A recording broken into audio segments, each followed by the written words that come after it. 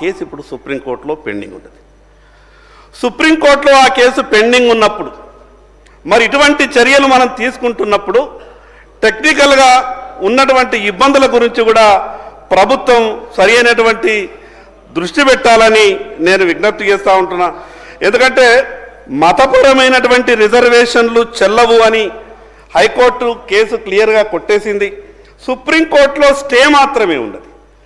సుప్రీంకోర్టులో స్టే మాత్రమే ఉన్నది కాబట్టి ఎందుకంటే ఈ 42లో వాళ్లకు 10 పోయిన తర్వాత ఉన్నటువంటి 32లో 27 ఉండే మిగిలిన 5 వస్తాయో లేదో ఈ విషయాల మీద నేను ఎందుకు చెప్తున్నానంటే మీరు టెక్నికల్గా కూడా అన్ని విషయాల మీద దృష్టి పెట్టి ముందుకు పోవాలని మాత్రమే చెప్తున్నా. అధ్యక్ష, రాజకీయాల్లో మాత్రమే కాదు అధ్యక్ష మా బాధలు. ఈ రాష్ట్రంలో దాదాపు 65% బీసీ న్యాయవాదులు ఉన్నారు అధ్యక్ష. మా వాళ్ళు అడ్వకేట్ జనరల్గా గారు అధ్యక్ష. ఇంత గొప్ప న్యాయవాదులు ఉన్నారంటే అపారమైనటువంటి అనుభవం ఉన్నటువంటి న్యాయవాదులు ఉంటారు. ఎవరికి అడ్వకేట్ జనరల్గా అవకాశాలు రావు. హైకోర్టులో ఒకసారి అవకాశం వచ్చింది. హైకోర్టుగా జీపీలు రారు, హైకోర్టులో పీపీలు రారు. ఏ పీపీలు రారు, జిల్లా కోర్టులో జీపీలు ఉండరు, జిల్లా కోర్టులలో పీపీలు ఉండరు.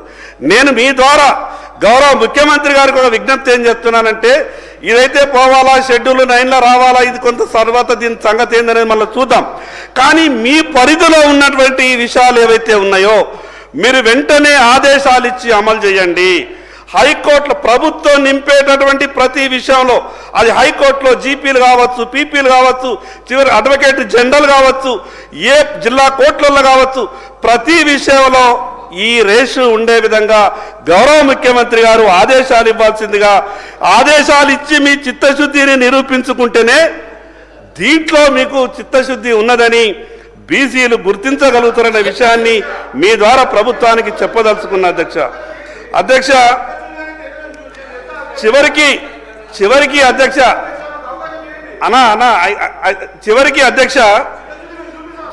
అధ్యక్ష నేను ఈ మాట మాట్లాడచ్చో లేదో తెలియదు, కానీ నేను ఒక విషయం చెప్తున్నా. నేను ఈ మాట మాట్లాడచ్చో తెలియదు, కానీ నేను ఒక విషయం చెప్తా ఉన్నా. చివరికి ఈ రాష్ట్రము నుండి అడ్వకేట్లని ఏదైతే హైకోర్టు జడ్జీలుగా కొలీజియంకు సిఫారసు చేసే దాంట్లో కూడా బీసీలకు అన్యాయం జరుగుతున్నది. దాని మీద దృష్టి పెట్టాల్సిన అవసరం ఉంటుంది. ఏ సంస్థలైతే, ఏ కుర్చీలైతే నలుగురికి న్యాయం చేసేటటువంటి అవకాశం ఉంటుందో ఆ కుర్చీలు బీసీలకు దూరంగా ఉంటున్నాయి. ఆ కుర్చీలు బీసీలకు దగ్గరయ్యేటటువంటి ప్రయత్నం మీరు చేసినప్పుడే బీసీలు మిమ్మల్ని నమ్మగలుగుతారన్న విషయాన్ని మీకు చెప్పేటటువంటి ప్రయత్నం చేస్తున్నా. అధ్యక్ష రేవంత్ రెడ్డి గారు ముఖ్యమంత్రి అయ్యా అంటే బీసీ కామారెడ్డి ఎజెండా నేను అనుకున్నా. ఏమన్నా కానీ 10 ఏళ్ళు పరేషాన్ ఉంటే టీఆర్ఎస్ పార్టీ పరిపాలనలో 20,000 కేటాయించాలంటే నా జిల్లాకు దాదాపు ఒక 700-800 కోట్లు వస్తాయి అనుకున్నా. అన్న నేను ఏమంటలేనే అధ్యక్ష, నేను ఉదయం మీరు ఉన్నప్పుడు కూడా కోరినా అధ్యక్ష, మీరు ఇంతకుముందు సభ్యులు మాట్లాడితే కూడా నేను ఒకటే కోరినా, తెలంగాణ అంతా ఒక గొంతుగా ఢిల్లీకి పోవాలి. అందులో ఢిల్లీలో అధికారంలో పార్టీ వాళ్ళు మీరు ఈ కామారెడ్డి డిక్లరేషను, ఇతరత్ర అంశాలు, బీసీలకు న్యాయవాదులకు ఏం కావాలి, జడ్జిలకు ఏం కావాలి, ఇంకా కాంట్రాక్టులలో అన్నీ మాట్లాడుకుందాం. తప్పకుండా మీరు గౌరవ చర్చ పెట్టండి. దానికి సంబంధించి మనం బీసీలకు సంబంధించి ఒక ఈ చట్టానికి సంబంధించినటువంటి ఒక రిజల్యూషన్స్, చట్టము సంబంధించినటువంటి ఏకగ్రీవమై ఢిల్లీకి వెళ్ళిపోతే మీరే దానికి సంబంధించిన రేపు పొద్దున సంధానకర్తలు.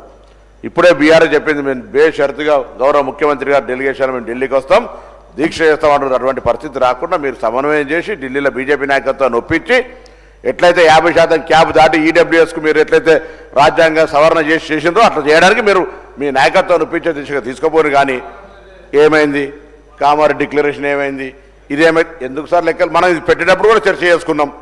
ఇవన్నీ దయచేసి నేను గౌరవ సభ్యునికి మళ్ళొక్కసారి వారు ఇంకా మళ్ళా మాట్లాడిన వాళ్ళంతా బలిగిన వర్గాల సభ్యులే. మనం ఊకే దీనికి అంశం కొట్లాడుకునేది కాక రేపు ఇప్పుడున్న శాసనసభ్యుల సంఖ్య పెరగాలంటే కేంద్రమే చేయాలి కదా. మళ్ళీ స్థానిక సంస్థలు రావడానికి సంబంధించి మీరు అన్నారు వార్డు మెంబర్ల కోసం. అరే షురువాద్ ఎక్కడ ఒక కథం పడితే కదా 100 కథాలు జరిగేది. అందుకే నేను మరొకసారి గౌరవ సభ్యుని మీ ద్వారా విజ్ఞప్తి చేస్తున్న అధ్యక్ష, ఈ దీనికి పరిమితమై ఒక గొంతుగా కేంద్రం ఓహో వీళ్ళంతా శాసనసభలో తమిళనాడు లాగా వీళ్ళు కూడా తెలంగాణ జై తెలంగాణ ఐక్యమైనడు అనేటువంటి నినాదం వచ్చే విధంగా స్ఫూర్తినిచ్చి స్పిరిట్ ఆఫ్ ఈ యొక్క సాధన కొరకు సంబంధించి రావాలని నేను మరొకసారి గౌరవ సభ్యుని ఇతర వక్తలందరూ కూడా మీ ద్వారా విజ్ఞప్తి చేస్తున్నాను అధ్యక్ష. కన్క్లూడ్ చేయండి శంకర్ గారు.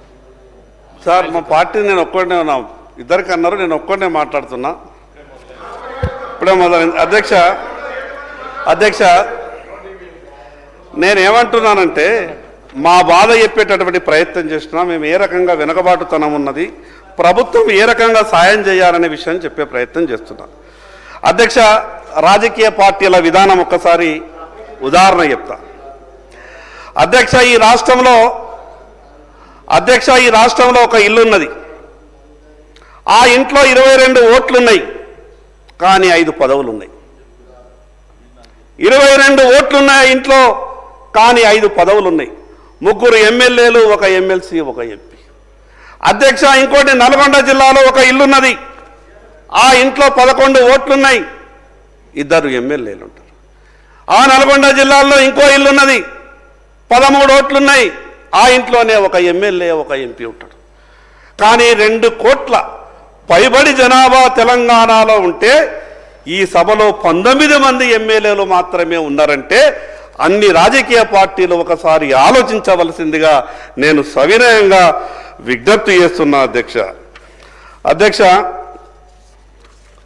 నేను ఎందుకు ఈ మాట మీకు చెప్పే ప్రయత్నం చేస్తున్నానంటే, మాకేమన్నా ఎవరన్నా వచ్చి చేస్తామన్నప్పుడు కొంత ఆశ అనిపిస్తుంది. అధ్యక్ష ఎంబీసీ కార్పొరేషన్ నేను ఎందుకు చెప్తున్నానంటే, గతంలో ఎంబీసీ కార్పొరేషన్ అనేది ఏర్పాటు చేసిండ్రు. ఎంబీసీ కార్పొరేషన్ అనేది ఏర్పాటు చేసి